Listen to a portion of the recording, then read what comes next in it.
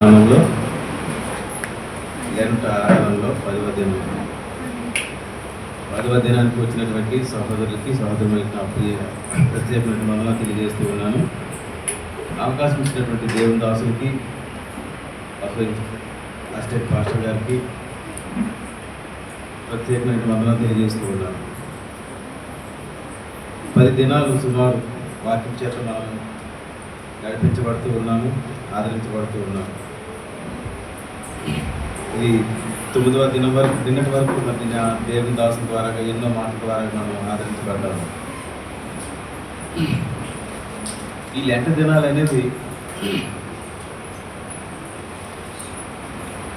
చేయాలని కానీ చేయకూడదని కానీ బైబిల్ ఎక్కడా లేదు. కానీ లెంట దినాలు అనేది ఒక ఆర్షం రోమన్ క్యాథలిక్ వారు మాత్రమే అప్పుడు ఆ దినాల్లో పాటించినటువంటి వారు. సమీపంగా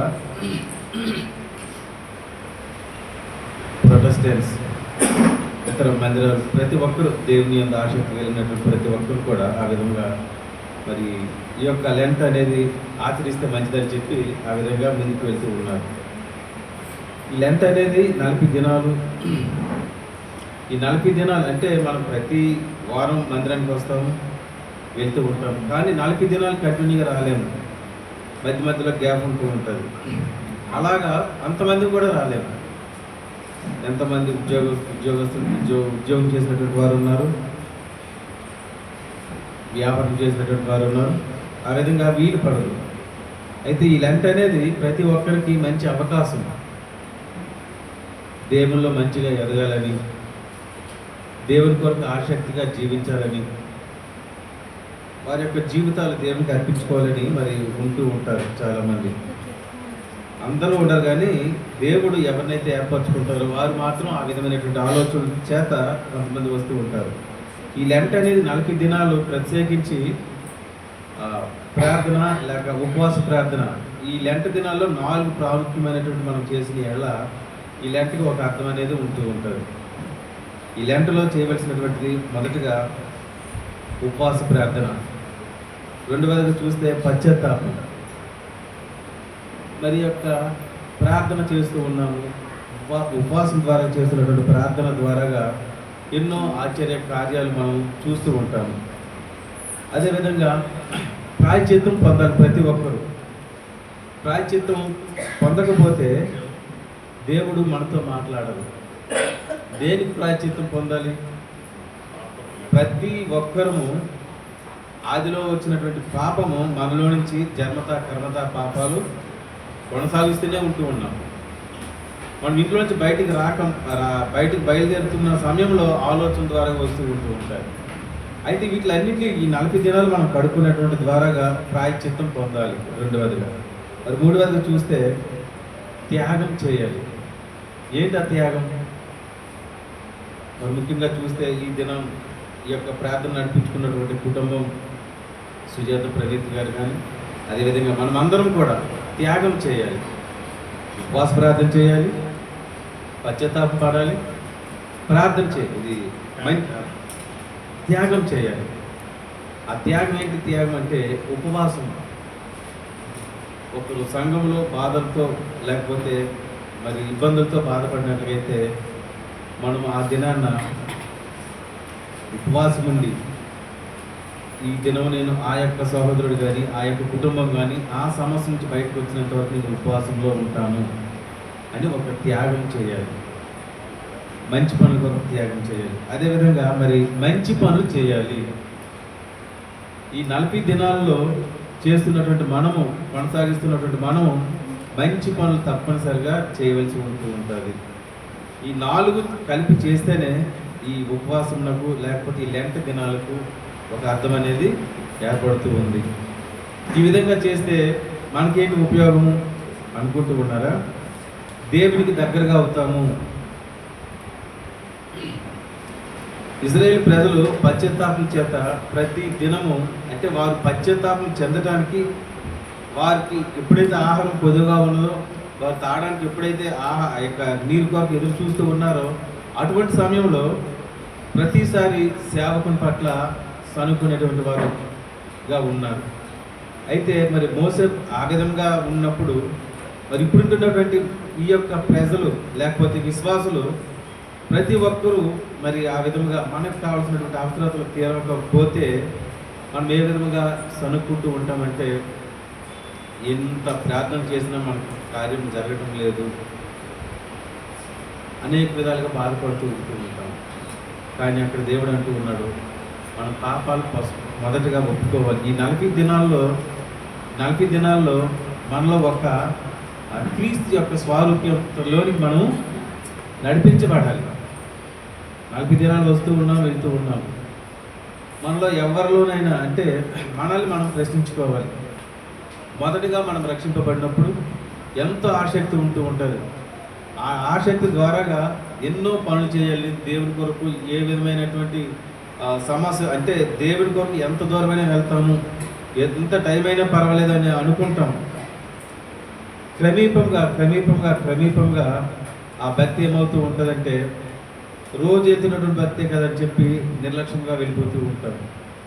అటువంటి సమయంలో మరి దేవుడు మన యొక్క ప్రార్థనకి జవాబు ఇవ్వడం, అది మనల్ని పరీక్షిస్తూ ఉంటాడు. ఒక మాటను జ్ఞాపకం చేసుకుందాం. ఈ మాట చాలాసార్లు మనం చదువుకున్నటువంటి మాటే అపోస్తుల కార్యములు 2వ అధ్యాయం 38వ వచనం.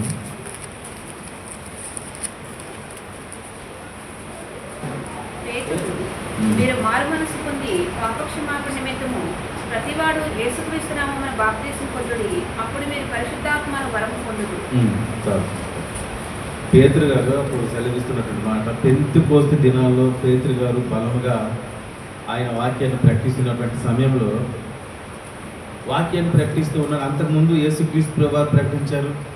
దేవుని యొక్క వాక్యాన్ని ప్రతి ప్రాంతానికి తీసుకుని వెళ్తూ ఉన్నప్పుడు ప్రకటిస్తూ ఉన్నారు. కానీ ఆ సమయంలో పేతురు గారి మీదకి వచ్చినటువంటి దేవుని యొక్క నడిపింపు ద్వారా ప్రకటిస్తున్నటువంటి వాక్యము, మీరు మారు మనసు పొంది. ఎవరు? ఒక్కరే కాదు, మీరు అంటే మనం అందరం కలిసి మారు మనసు పొందాలి. ఈ 40 దినాలు మందిరానికి వస్తున్నటువంటి మనలో మారు మనసు పొందినటువంటి అనుభవం ఉన్నదా? మారు మనసు పొందినటువంటి వారిగా మనం నటిస్తూ ఉన్నామా? మారు మనసు అంటే మన పాప అలవాట్లన్నీ విడిచిపెట్టి మరి క్రొత్త జీవితం మనం ధరించినప్పుడు మాత్రమే దాన్ని కొనసాగించినప్పుడు మాత్రమే ఆ పాత జీవితానికి ఈ క్రొత్త జీవితానికి మారు మనసు అనేది మనము రుచి చూడగలుగుతూ ఉంటాం. తారతమ్యాన్ని మనము కనుగొంటాం, లేకపోతే కనుగొనలేము. అయితే పాపక్షమాపణ నిమిత్తము ప్రతి వాడు యేసుక్రీస్తు నామమున బాప్తిస్మం పొందాలి. ప్రతి ఒక్కరు ప్రపంచంలో ఉన్న ప్రతి ఒక్కరూ యేసుక్రీస్తు నామంలో బాప్తిస్మము పొందవలసిందే. బాప్తిస్మం పొందకపోతే పరిశుద్ధాత్మ అనే వరము కూడా మనము పొందలేము. దేవుని యొక్క పరిశుద్ధాత్మ అనే వరము పొందకపోతే మనం చేయవలసినటువంటి పనులు, దేవుడు మనతో మాట్లాడినటువంటి మాటలు మనం గ్రహించలేము. కాబట్టి ఫస్ట్ మనం ఏం చేయాలంటే మారు మనసు పొందాలి. మారు మనస్సు. ఈ 40 దినాల్లో వస్తున్నటువంటి మన జీవితంలో మార్పు రావాలి. ఈ మారు మనసు ఎందుకు పేతురు గారు అంత మరి బలంగా ప్రకటిస్తూ ఉన్నారంటే, అంతకుముందు యేసుక్రీస్తు ప్రభువారు కూడా ప్రకటించారు. ప్రజల్లో ఎటువంటి మార్పు రాలేదు. ఆయన ధైర్యంతో సెలవిస్తూ ఉన్నాడు, ప్రకటిస్తూ ఉన్నాడు, మీరు మారు మనసు పొందితేనే సరే, లేకపోతే మీరు దేవుని రాజ్యానికి రాలేరు. క్రైస్తవులుగా జీవిస్తూ ఉంటాం కానీ దేవుని యొక్క స్వాస్థ్యాన్ని మనం పొందుకోలేము, స్వాతంత్ర్యాన్ని మనం పొందుకోలేము. తన కుమార్తెగా మనల్ని చేసుకోవడానికి ఆయన ఎంతగానో తన చివరి రక్త బొట్టు వరకు కాచాడు. ఎందుకని? మనం పుట్టుకతోనే పాపంతో పుట్టి ఉన్నాము, పాపంతోనే పెరిగి ఉన్నాము, జన్మత కర్మత పాపులుగా జీవిస్తూ ఉన్నాము. అటువంటి వారు అందరము, ఇశ్రాయేలు ప్రజలందరూ పశ్చాత్తాపం చెందాలి. మరి ఈ పశ్చాత్తాపం చెందకపోతే క్రైస్తవ జీవితం మనం చూపించలేము ఇతరులకి. క్రైస్తవులుగా కనపడుతూ ఉంటాం కానీ మనం మారు మనసు మనం చూపించలేము. పైకి భక్తి గలవారంగా ఉంటాం కానీ తన శక్తి మనలో ఉండదు. శక్తి ఉండకపోతే ప్రజలు ఏ విధంగా మనల్ని క్రైస్తవులుగా గుర్తిస్తూ ఉంటారు?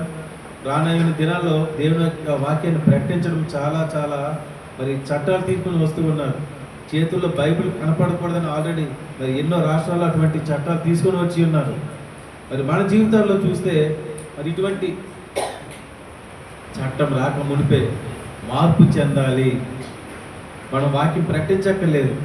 మన మాటలో మార్పు రావాలి, మన క్రియలో మార్పు రావాలి, మన ఆలోచనలో మార్పు రావాలి, మనం ఇతరులకి చేసినటువంటి సహాయంలో మార్పు రావాలి.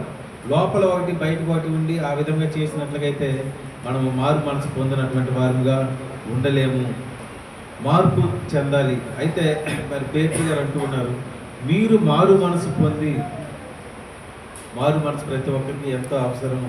ప్రియమైనటువంటి సహోదరి సహోదరులారా, దేవుడు అంటూ ఉన్నాడు, ప్రతి ఒక్కరు మారు మనసు. మన పితృల వల్ల మనం కూడా దేవుని సనుక్కుంటూ ఉన్నామా? ఒక మాటను జ్ఞాపకం చేసుకుందాం. మొదటి యోహాను రాసినటువంటి పత్రిక మనకు తెలిసినటువంటి వాక్యమే. ఈ వాక్యం ద్వారా నేను చాలా ఆదరించబడ్డాను. ఈ వాక్యం ద్వారా చాలా నేను దేవుని సన్నిధానంలో మరి నా పాపాలు ఒప్పుకోవడమే కాకుండా క్రీస్తు కొరకు జీవించడం, ఈ వాక్యం ద్వారా ఎంతో మందిని ప్రభావితం చేసినటువంటి వాక్యము. 1:9 వచనము, మన పాపములను ఆయన నమ్మదగిన వాడును నీతిమంతుడును గనక ఆయన మన పాపములను క్షమించి సమస్త దుర్నీతి నుండి మనకు పవిత్రులుగా చేయను.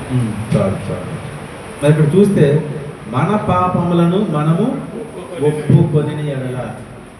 ఇందాక పేతురు గారు చూస్తే మీరు మారు మనసు పొందాలని కోరుతూ ఉన్నాడు. ఇక్కడ మరి యోహాను గారు చూస్తే ఆయన రాస్తున్నటువంటి లేఖలో చూస్తున్నట్లయితే అతనితో సహా సెలవిస్తూ ఉన్నాడు, మనము పాపములు అంటే మనతో పాటు ఎవరున్నారు? భక్తులైనటువంటి యోహాను గారు కూడా ఉన్నారు. మన పాపములు మనం ఒప్పుకునే ఎడల ఆయన నమ్మదగిన వాడు. మందిరానికి వస్తున్నటువంటి మనము పాపములు ఒప్పుకోకపోతే మరి దేవుడు ఏ విధంగా మరి మనం అటువంటి ప్రాయశ్చిత్తం అనుభవంలోకి మనం వెళ్తాము. మనం ప్రార్థన చేస్తే కార్యాలు జరిగేవి అటువంటి ఆ దినాల్లో. మరి ఇప్పుడు ఎందుకు అటువంటి ప్రార్థన చేయలేకపోతూ ఉన్నామంటే మనలో మారు మనసు లేనటువంటి ప్రార్థన చేస్తూ ఉన్నామేమో, మనం మంచి క్రియలు చేయలేకపోతూ ఉన్నామేమో, ఉపవాసం ఉండి దేవునికి మరలా సరిగా మన యొక్క ప్రార్థన విజ్ఞాపన మనం చేయలేకపోతూ ఉన్నామేమో, మన యొక్క త్యాగము మనం చేస్తున్నటువంటి మంచి పనులు దేవునికి ఇష్టంగా లేవేమో. మనల్ని మనం పరీక్షించుకోవాలి. ఈ 40 దినాలు మనల్ని మనం కడుక్కోవాలి. మన పాపములు మనము ఒప్పుకొని ఎడల ఈ యొక్క సాయంకాల సమయంలో ప్రతి ఒక్కరము నేను నీతిమంతుడని గొప్పవాడని ఎక్కడ ఎవరు అనట్లేరు. మరి రోమిలకు రాసినటువంటి పత్రికలో చూసినట్లయితే ఆ మాట అందరూ పాపం చేసి దేవుడిని మహిమను పొందలేకపోతూ ఉన్నారు. అందరూ అన్నారు అక్కడ. ఇక్కడ మీరు అంటూ ఉన్నారు. యోహాను గారు చూస్తే మరి మనం అంటూ ఉన్నారు. అక్కడ అందరూ అంటూ ఉన్నాడు. అంటే ఇక్కడ ఎవరు నీతిమంతులుగా లేరు. మందిరానికి వచ్చిన మనం అందరము మన పాపాలు మనం ఒప్పుకొని విడిచిపెట్టి వెళ్ళాలి. ఒక మార్పు చెందినటువంటి విశ్వాసగా, తండ్రికి ఇష్టమైనటువంటి కుమారుడుగా కుమార్తెగా మనం జీవించాలంటే మన క్రియలన్నీ విడిచిపెట్టాలి. దేవునికి ఏదైతే ఇష్టమో దానిని మాత్రమే మనం చేయడానికి ఇష్టపడాలి. అప్పుడు దేవుడు మన యందు సంతోషిస్తూ ఉంటాడు. మన ద్వారాగా, మన మందిరం ద్వారాగా ప్రతి ఒక్కరు ఎవరైతే భారం కలిగి ప్రార్థన చేస్తారో వారి ద్వారాగా దేవుడు కార్యాలు చేయడానికి ఇష్టపడుతున్నట్టు ఉన్నాడు. మన పాపాలు మనం ఒప్పుకోవాలి. మనం అందరం కలిసి దేవుని సన్నిధానికి వచ్చి ఉన్నామంటే వచ్చి వెళ్ళిపోవడం కాదు, మనం నీతిమంతులుగా తీర్చబడాలి.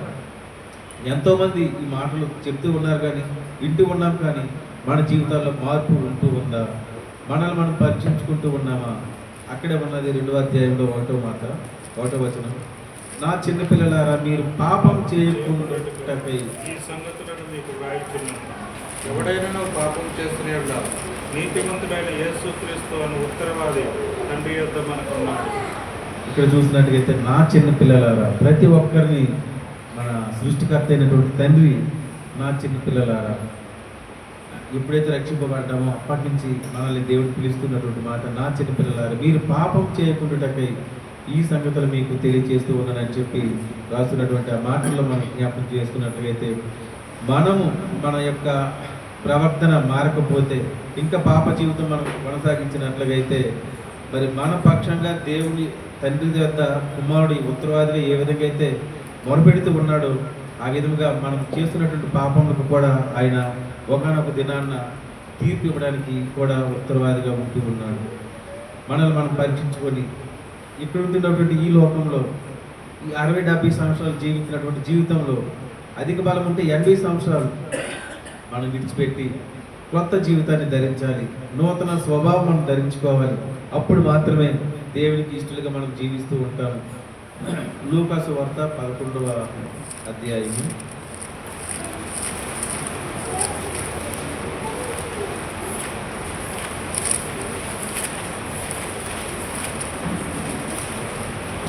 4వ వచనం. మేము మాకు వచ్చి ఉన్న ప్రతి వాణ్ణి క్షమించుచున్నాము గనుక మా పాపములను క్షమించుము, మమ్మల్ని శోధనలోకి తేకుము అని పలుకుడని వారితో చెప్పండి. మాకు వచ్చి ఉన్న ప్రతి వారిని క్షమించుచున్నాం కనుక మా పాపములను క్షమించము. అయితే ఇతరులను మనం క్షమిస్తూ ఉన్నామా? దేవుడు మన పాపాలను క్షమిస్తూ ఉన్నాడు. కానీ ఇక్కడ ముందు మాట వెనక మాట, అది ఇంగ్లీష్లో ట్రాన్స్లేషన్ ప్రకారం ఆ విధంగా వస్తూ ఉంటుంది. దేవుడు మనల్ని క్షమిస్తూ ఉన్నాడు, కానీ మనం ఇతరులకు క్షమిస్తూ ఉన్నామా? మనకి ఎవరైతే మనం ఇతరుల పట్ల, లేకపోతే మన దగ్గర కొంత ద్రవ్యం తీసుకొని వారిని క్షమించినట్లుగా, దేవుడు మనం క్షమించినట్లుగా ఇతరులు మనం క్షమిస్తూ ఉన్నామా? మనం క్షమించం, కానీ దేవుడు మనల్ని దేవా నన్ను క్షమించాను మనం ప్రార్థన చేస్తూ ఉంటూ ఉంటాం.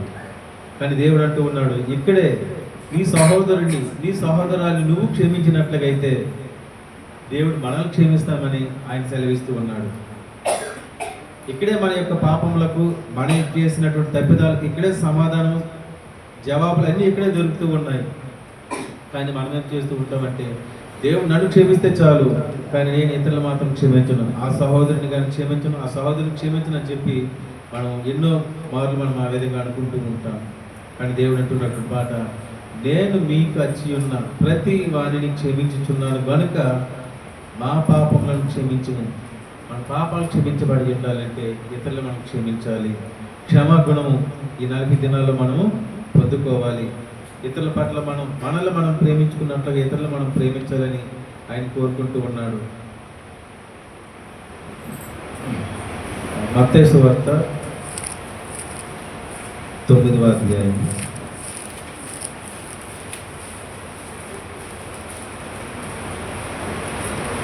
5 నుంచి 7వ వచనం. నీ పాపములు క్షమింపబడి ఉన్నవని చెప్పుట సులభమా, లేచి నడువమని చెప్పుట సులభమా? అయినను పాపములు క్షమించుటకు భూమి మీద మనుష్య కుమారునికి అధికారం కలదని మీరు తెలుసుకొనవలను అని చెప్పి, ఆయన పక్షవాయువు గలవాన్ని చూచి, నీవు లేచి నీ మంచం ఎత్తుకొని నీ ఇంటికి పొమ్మని చెప్పగా వాడు లేచి తన ఇంటికి వెళ్ళను. జనులు అది చూచి భయపడి మనుషులకి ఇట్టి అధికారం ఇచ్చిన దేవుని మహిమపరచిరు. ఇక్కడ చూసినట్టయితే చివరిగా వాడు లేచి తన ఇంటికి వెళ్ళను, జనులు అది చూసి భయపడి. మనుషులకి ఇట్టి అధికారం దేవుని ఇచ్చినటువంటి దేవుని మహిమపరిచిరి. మనిషి కుమారునికి అధికారం, మరి లోకానికి వచ్చినటువంటి యేసుక్రీస్తుకి ఎటువంటి అధికారం అయితే ఇవ్వబడి ఉన్నదో, అదేవిధంగా ఆయన నమ్మినటువంటి మన అందరికి కూడా అటువంటి అధికారం ఇవ్వబడి ఉన్నది.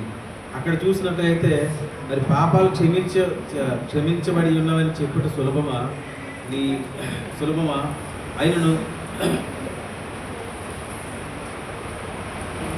అయినను పాపములు క్షమించుటకు భూమి మీద మనిషి కుమారునికి అధికారం కలదని మీరు తెలుసుకొనవలెను అని చెప్పి ఆయన పక్షవాయు గలవారిని చూసి, నీవు లేచి నీ మంచం ఎత్తుకొని ఇంటికి పొమ్మని చెప్పగా. మరి ఇక్కడ చూసినట్టుగైతే దేవుడు చేసినటువంటి కార్యానికి మనిషి కుమారునికి ఇటువంటి అధికారం ఎక్కడి నుండి వచ్చి ఉన్నది, ఆ అధికారం ఎక్కడ ఉన్నది, ఏ విధంగా ఇవ్వబడి ఉన్నదని చెప్పి ప్రజలందరూ అక్కడికి వచ్చిన ప్రతి ఒక్కరూ భయపడుతూ అక్కడ మరి దేవుని యొక్క శక్తిని, దేవుణ్ణి మహిమపరిచినట్టుగా మనం చూస్తూ ఉన్నాం. ఈ దినాల్లో 40 దినాలు ఉపవాసం ఉంటున్నటువంటి మనం, మరి కొంతమంది 40 దినాల్లో మరి 1 పూట చేసినటువంటి వారు ఉన్నారు, కొంతమంది 2 పూట చేసినటువంటి వారు ఉన్నారు, ఏదేమైనప్పటికీ చేసినటువంటి ప్రతి ప్రార్థన దేవుడు ఆలకిస్తాడు కనుక మన ద్వారా కూడా ఇటువంటి కార్యాలు చేయడానికి ఆయన ఇష్టపడుతూ ఉన్నాడు. మరి మనము ఆయనకి ఇష్టలుగా ఉన్నట్లయితే, మన పాపాలు ఒప్పుకున్నట్లయితే దేవుడు తప్పనిసరిగా నీ ద్వారాగా నా ద్వారాగా ఆ కార్యం చేయడానికి ఆయన ఇష్టపడుతూ ఉన్నాడు. మన ద్వారాగా చేస్తున్నటువంటి కార్యాల ద్వారా ఏమవుతూ ఉంటుందంటే దేవునికి మహిమ వెళ్తూ ఉంది. దేవునికి మహిమ వెళ్ళాలంటే మనం ఏం చేయాలి? మన పాపాలు మనం ఒప్పుకొని విడిచిపెట్టాలి, ప్రాయశ్చిత్తం పొందాలి. ప్రాయశ్చిత్తం పొందకపోతే దేవుని మహిమపరచలేము. దేవుని మహిమపరచకపోతే మన ద్వారా దేవునికి వెళ్ళవలసినటువంటి మహిమ దేవునికి వెళ్ళదు. దేవుని మహిమపరచాలంటే మనలో ఉంటున్నటువంటి ప్రతి చెడు, ప్రతి దేవునికి వ్యతిరేకమైనటువంటి ఆలోచనలన్నీ విడిచిపెట్టాలి. మంచి ఆలోచన చేత, మంచి మనస్సాక్షి చేత మనం ప్రార్థన చేసినప్పుడు మాత్రమే ఆ ప్రార్థన దేవుని యొద్దకు వెళ్ళి ఏం చేస్తూ ఉంటుందంటే దేవుని యొక్క శక్తిని తీసుకుని వచ్చి మన ద్వారా కార్యాలు చేయడానికి ఆయన ఇష్టపడుతూ ఉన్నాడు. కానీ ఈ 40 దినాలు లేకపోతే ఈ యొక్క చివరి దినం వరకు మనము పాపాలు ఒప్పుకొని విడిచిపెట్టడానికి మనము సిద్ధంగా ఉన్నామా? జ్ఞాపకం చేసుకుందాం. ఏపీసీలకు రాసినటువంటి పత్రిక 1వ అధ్యాయం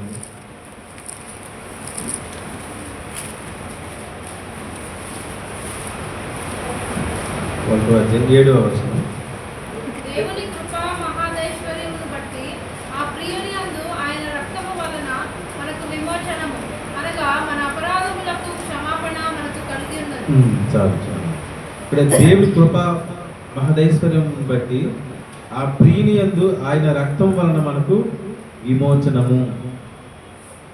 యేసుక్రీస్తు యొక్క రక్తం ద్వారా తప్ప మనము దేవుని వద్దకు వెళ్ళలేము, తండ్రి వద్దకు వెళ్ళలేము. ఆయన కాల్చినటువంటి రక్తం ద్వారా మనం ఇంకనూ కడగా పడకపోతే ఈ 40 దినాలు మనల్ని మనం కడుక్కోవాలి. ఇదే అనుకూలమైనటువంటి సమయము. ఆయన ప్రతి ఒక్కరికి ఇచ్చినటువంటి ఒక గొప్ప భాగ్యం ఏంటంటే రక్షణ. ఆ రక్షణ అనేది ధనంతో కొనలేము. దాన్ని మనం ఎంతగా దేవుని సన్నిధికి వచ్చి మనం హృదయాన్ని అర్పిస్తే చాలు. దేవుడు అంటూ ఉన్నాడు, ఆ ఉచితమైనటువంటి రక్షణ మహాదైశ్వర్యం చొప్పున తన రక్తం చిందించినటువంటి ఆ రక్షణ కార్యాన్ని నీకు నాకు ఇవ్వడానికి ఆయన ఇష్టపడుతూ ఉన్నాడు. మరి మనమైతే దేవునికి సాక్షులుగా జీవించాలంటే ప్రాయశ్చిత్తం పొందాలి. మరి మన పాపాలు ఒప్పుకోవాలి. అప్పుడు మాత్రమే దేవునికి మనం ఇష్టలుగా జీవిస్తూ ఉంటాము. మరి దేవునికి ఇష్టలుగా ఉండడం అసాధ్యం అనేది ఎక్కడ మరి మనం చూసినట్లయితే మన పాపాలు ఒప్పుకోకపోతే ఆయనకి ఇష్టలుగా జీవించలేము. దేవునికి ఇష్టలుగా జీవించాలంటే ఈ లోకంలో ఎన్నో పరీక్షలు, ఎన్నో శ్రమలు ఇవన్నీ ఎదుర్కోవాలి. యేసుక్రీస్తు వారు కూడా అటువంటి శ్రమను ఎదుర్కొన్నారు, ధైర్యంతో ఎదుర్కొన్నారు. ఆయన దేవుని యొక్క శక్తి ద్వారా ఎదుర్కొన్నారు, దేవుని యొక్క నడిపింపు ద్వారా ఎదుర్కొన్నారు. అటువంటి శ్రమలు వచ్చినప్పుడు మనం ఏం చేయగలుగుతూ ఉంటాం? ఆ శ్రమను విడిచిపెట్టి మనం పాపం ఆలోచనలు, పాపం మాటల ద్వారా లోకంలోకి వెళ్ళిపోతూ ఉంటాం. ఈ విశ్వాస శ్రమలో, ఈ విశ్వాస పరీక్షలో మనం పాస్ అవ్వాలంటే ప్రతి ఒక్కరూ తన యొక్క కృపలో, తన యొక్క రక్తం ద్వారా ఇంకా ఎవరైనా సరైన రీతిలో కడగబడకపోతే ఈ 40 దినాలు మరి ఎంతగానో ఆయన మన కొరకు ఎదురు చూస్తూ ఉన్నాడు. మనం ఆయన సన్నిధికి వచ్చి ఉన్నాం కనుక ప్రతి ఒక్కరము ఆ రక్తం ద్వారా కడగబడినప్పుడు మాత్రమే ఆయనకి మనం ఎంతగానో ఇష్టలుగా జీవిస్తూ ఉంటాం. మత్తయి సువార్త 20వ అధ్యాయము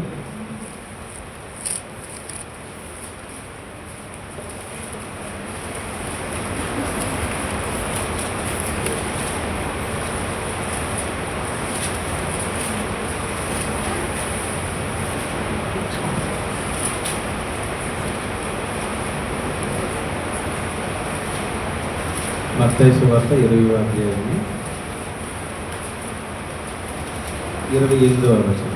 అలాగే మనుష్య కుమారుడు పరిచారము చేయించుకొనుటకు రాలేదు కానీ పరిచారము చేయుటకును అనేకులకు ప్రతిగా విమోచన క్రయధనముగా తన ప్రాణమునిచ్చుటకును వచ్చినని చెప్పారు. ఇక్కడ అలాగే చూసుకున్నట్లయితే మనిషి కుమారుడు పరిచారం కొనటానికి రాలేదు కానీ పరిచారం చేయటకు ఆయన అనేకులకు ప్రతిగా విమోచన క్రయధనంగా తన ప్రాణం ఇచ్చుటకు వచ్చినని చెప్పుచూ ఉన్నాడు. తన ప్రాణాన్ని ఇచ్చినటువంటి దేవుడు ప్రతి ఒక్కరిని విడుదల చేయాలని ఆయన ఆశిస్తూ ఉన్నాడు. ఇంకా ఎవరైనా ఈ చివరి దినాల్లో మరి ఇంకా బంధింపబడి ఉండినట్లయితే ఎటువంటి పాపం చేత ఎప్పుడు మనల్ని మనం మోసపరుచుకున్నట్లయితే మంచి అవకాశం. ఆయన తన చివరి రక్త పొట్టు వరకు మనల్ని మరి ఏం చేస్తూ ఉన్నాడంటే మన కొరకు అర్పించుకొని ఉన్నాడు. కనుక మనం యథార్థంగా వచ్చి ఆయన సన్నిధికి వచ్చి మనం ఏడుకున్నట్లయితే తప్పనిసరిగా మనల్ని ఆయన ఏం చేస్తూ ఉన్నాడంటే నీతిమంతులుగా చేసి తన కుమార్తెగా స్వీకరిస్తారని సెలవిస్తూ ఉన్నాడు. యెషయా గ్రంథం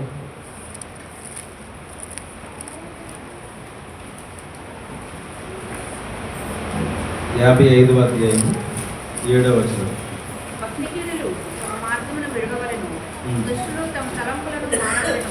వారి యెహోవా వైపు తిరిగిన యెడల ఆయన వారి యందు జాలిపడి, వారు మన దేవుని వైపు తిరిగిన యెడల ఆయన బహుగా క్షమించును.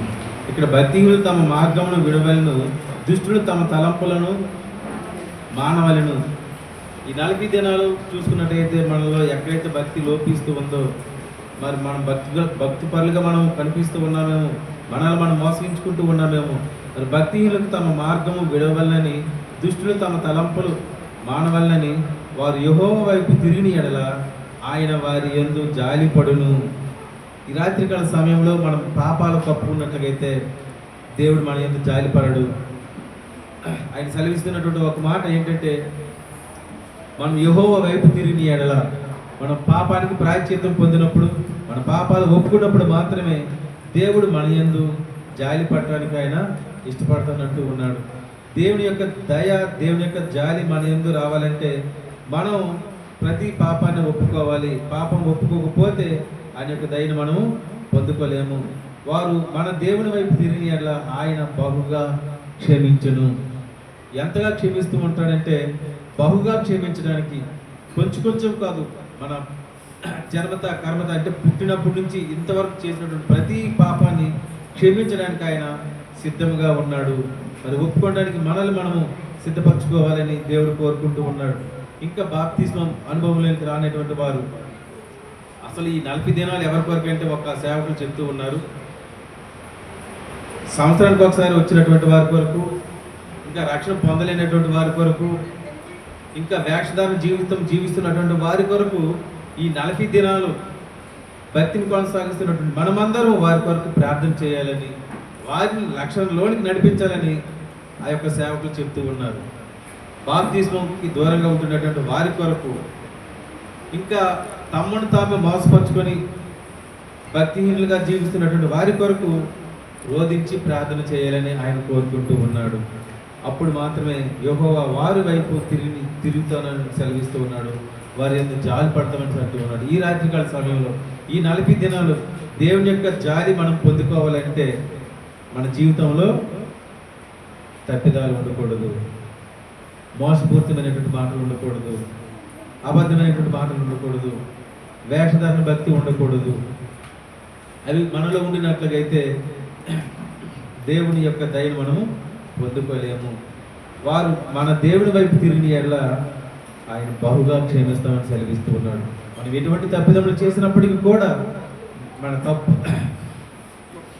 ఒక నీతిమంతుని కొరకు ఒక మనిషి మరణించుట అరుదు, కానీ ఏ పాపం లేనటువంటి మనందరి కొరకు ఆయన మరణించుట అది ఎంతవరకు మరి సమంజసం? మనల్ని మనం జ్ఞాపకం చేసుకుందాం. ఏ మంచి లేని మన కొరకు ఆయన తన చివరి రక్తం పొట్టు వరకు రక్తం చిందించి ఉన్నాడు. మరి మనం ఇంకుని ఏ విధంగా జీవిస్తూ ఉన్నాము మనల్ని మనం పరీక్షించుకుందాం. ఇంకనైనను మరి ఒక మాటను జ్ఞాపకం చేసుకుందాం. ఇర్మియా గ్రంథం 31వ అధ్యాయం 18వ వచనం. నీవు నన్ను శిక్షించితివి, గాడికి అలవాటు కానీ కోడి దెబ్బలకు లోబడినట్లుగా నేను శిక్షకు లోబడుచున్నాను. నీవు నా దేవుడమైన యెహోవావు, నీవు నా మనసులో తిప్పిన యెడల నేను తిరుగుతును అని ఎఫ్రాయిము అంగలార్చుచుండగా నేను ఇప్పుడే వెళ్తున్నాను. నేను తిరిగి చాలు ఇక్కడ చూసుకున్నట్టయితే నీవు నా మనసును త్రిప్పిన ఎడల నేను తిరుగుదును అని ఎఫ్రాము అంగలార్చుచుండగా నేను ఇప్పుడే వినిచూ ఉన్నాను. ఇక్కడ ఎటువంటి ప్రార్థన, ఎటువంటి అంగలార్పు దేవుడు వింటామని సెలవిస్తూ ఉన్నాడంటే ప్రతి పాపాలు, ప్రతి దేవుడి ఇంతవరకు మనల్ని శిక్షించి ఉన్నాడు. మనం చేసినటువంటి తప్పిదాలకి, మనం చేసినటువంటి ప్రతి పాపానికి శిక్షించి ఉన్నాడేమో. ఇప్పుడు నుంచే అంటూ ఉన్నాడు, నువ్వు నిజంగా నా వైపు నీ యొక్క మనసును త్రిప్పిడి ఎడల నేను తిరుగుదును అని ఎఫ్రాయిము అంగలార్చుచుండగా నేను ఇప్పుడే వినిచి ఉన్నాను. ఈ 40 దినాలు ఇంకను మన పాపాలు ఒప్పుకోకుండా ప్రార్థన చేస్తే ఆయన మరి వినడు. వాటిని ఒప్పుకొని విడిచినప్పుడు మాత్రమే ఆయన వినటానికి, మన ప్రార్థన వినటానికి, మన దగ్గరికి రావడానికి ఆయన చూస్తూ ఉన్నాడు. ఇకనైనా నా కుమారుడు నా కుమార్తె తన జీవితంలో ఆ భక్తిని, ఆ యొక్క ప్రవర్తనను మార్చుకుంటారేమో అని చెప్పి ఆకాశం నుండి తేరు చూస్తూ ఉన్నాడు. ఇటువంటి దినాల్లో మరి ఈ 40 దినాల్లో ఇంకా ఎవరైనటువంటి వారుగా ఉన్నట్లయితే మరి మనల్ని మనం పరీక్షించుకొని దేవుని యొద్దకు రావాలని ఆయన కోరుకుంటూ ఉన్నాడు. ఆయన ఎవరిని శిక్షించడానికి ఆయనకి దుష్టత్వాన్ని బట్టి మరణించిన దేవునికి ఇష్టం లేదు, కానీ దుష్టత్వం విడిచిపెట్టి దేవుని యొక్క సన్నిధిని అనుభవించి నూతనంగా తన యొక్క జీవితాన్ని మార్పు చెంది మారు మనసు కలిగినటువంటి జీవితం జీవించినప్పుడు మాత్రమే దేవుడు ఆనందిస్తాడు, సంతోషిస్తాడు. అపోస్తలులకు రాసినటువంటి అపోస్తల కార్యములు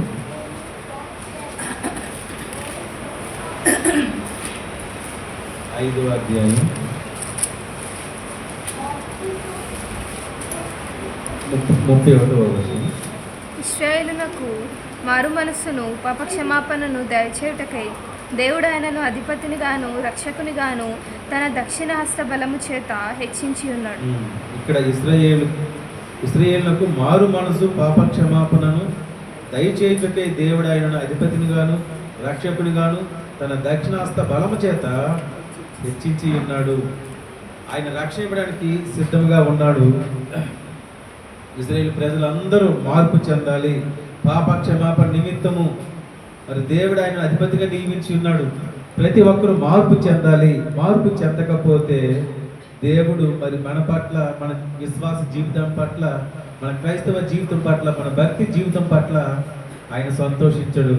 ఈ రాత్రికాల సమయంలో మరి చూసుకున్నట్లయితే ఈ 40 దినాలు ప్రతి ఒక్కరము ఇశ్రాయేలు మారు మనసు పాప క్షమాపణ మరి దయచేయడానికి మనిషి కుమారుడు ఈ లోకానికి వచ్చి ఉన్నాడు.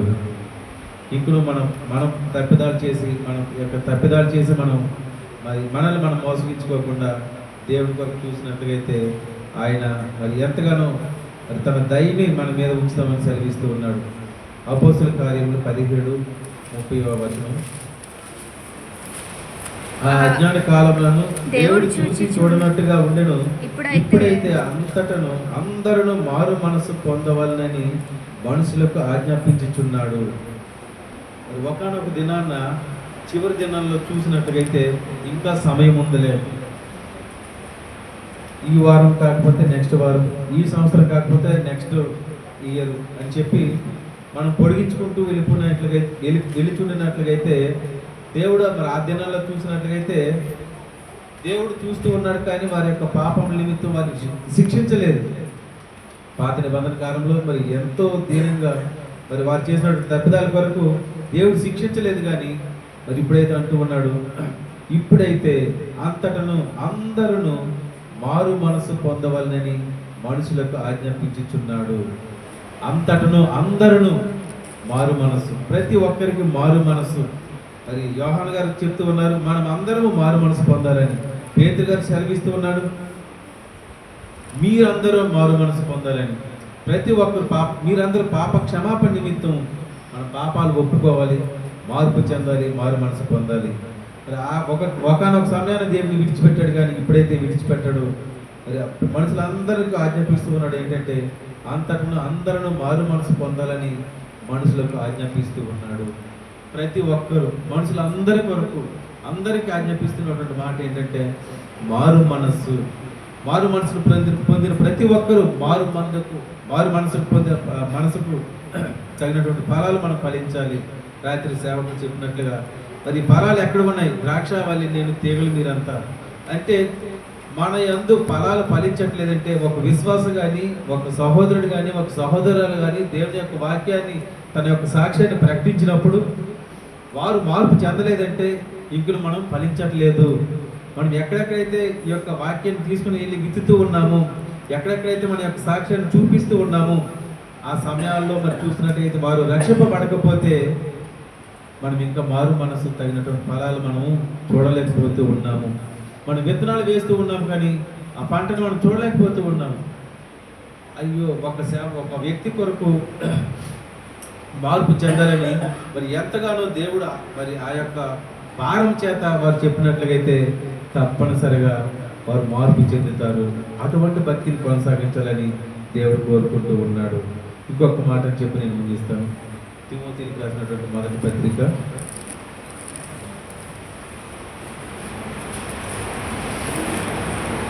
2వ అధ్యాయము 4-5 వచనాలు.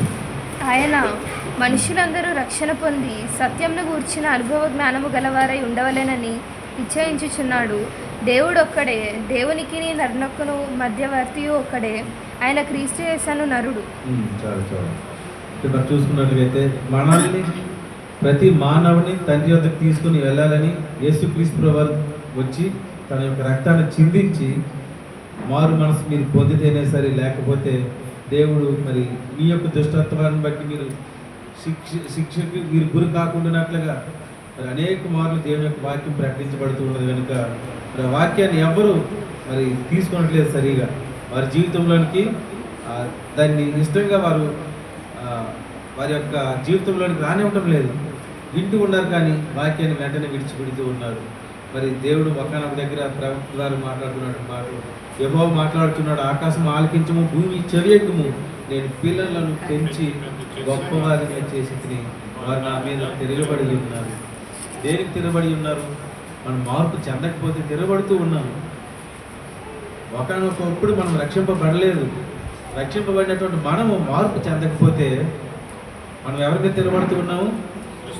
ఇంటిలో పిల్లలు చూడండి, మనం చెప్తున్నటువంటి ఒక పని వారు చేయకపోతే దానికి ఏంటి అర్థం?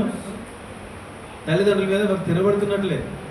అలాగే దేవుని కొరకు మనము మరి ఆయన భూమి మీద ఉన్న ప్రతి మానవునికి సెలవిస్తున్నటువంటి మాట, భక్తిని కొనసాగించకపోతే మనం తిరగబడుతూ ఉన్నాము.